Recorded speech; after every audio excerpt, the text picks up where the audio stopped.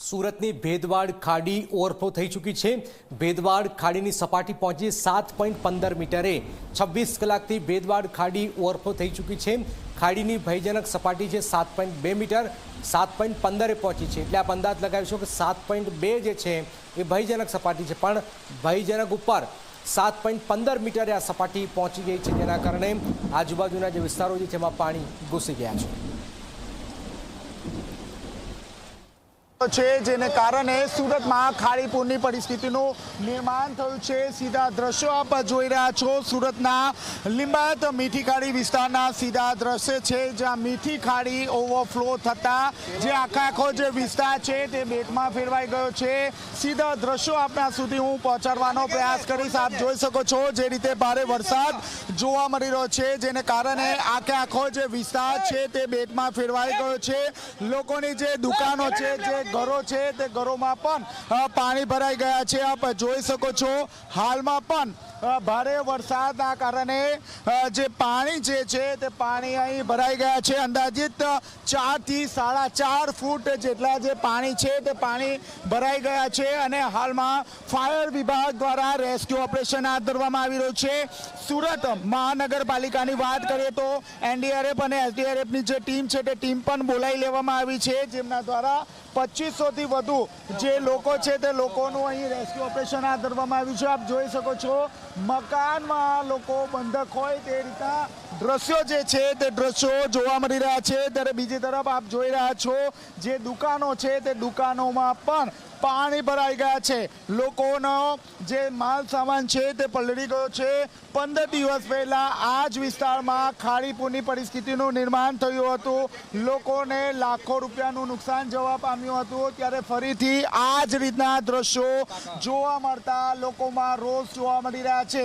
15 દિવસની અંદર બે વખત ખાડીપૂર જોતા લોકોમાં રોષ જોવા મળી રહ્યો છે। 15 દિવસની અંદર જે અધિકારીઓ છે તેમના દ્વારા પણ મીટિંગ કરવામાં આવી હતી, પરંતુ આ ફક્ત 15 દિવસની અંદર માત્ર બેઠક રમવામાં આવ્યું હતું। કોઈ પણ પ્રકારનું જે કામગીરી છે તે કામગીરી કરવામાં આવી ન હતી, જેને કારણે લોકોમાં રોષ જોવા મળી રહ્યો છે। આપ જોઈ શકો છો હાલમાં ઝી 24 કલાક ગ્રાઉન્ડ રિપોર્ટ જે છે તે આપણા સુધી પહોંચાડી રહ્યું છે। આપ જોઈ શકો છો મીઠી ખાડી વિસ્તારમાં આવેલી તમામ જે દુકાનો છે તે દુકાનોમાં પાણી ભરાઈ ગયા છે। અડધી જે દુકાનો છે તે દુકાનો પાણીમાં ગરકાવ થઈ ગયા છે અને લોકો પોતાના જ ઘરમાં બંધક બની ગયા છે। આ જે પાણી છે તે અંદાજિત 3 થી 4 દિવસ સુધી પાણી રહેશે અને ત્યારબાદ ઉતરશે। એટલે કે આપ જોઈ રહ્યા છો જે રીતે આ ગંદુ પાણી ભરાઈ ગયું છે, જેને કારણે રોગચાળો પણ ફેલાવાની પૂરેપૂરી શક્યતા જોવા મળી રહી છે। આપ જોઈ રહ્યા છો જે ખાડી છે તે ખાડી ઓવરફ્લો જોવા મળી રહી છે અને ખાડીના કારણે જે વસતા જે નીચાણવાળા વિસ્તારો છે તે નીચાણવાળા વિસ્તારોની હાલત આપ જોઈ શકો છો 10 થી 72 જેટલી હાલત ખરાબ થઈ ચૂકી છે।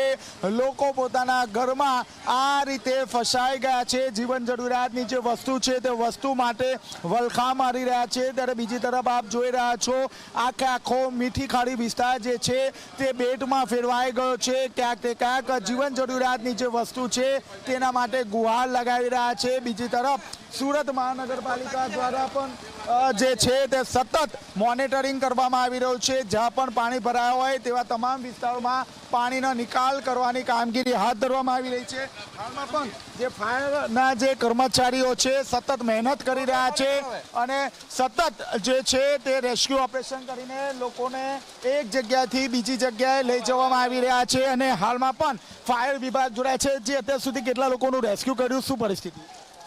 અત્યાર સુધી 15 થી 20 માણસ રેસ્ક્યુ કરેલું છે ને પાણી થોડા હવે વધે છે। તો હાલમાં કેટલા લોકો કઈ રીતે આપ કામગીરી કરી રહ્યા છો, કેટલા કલાકથી છો?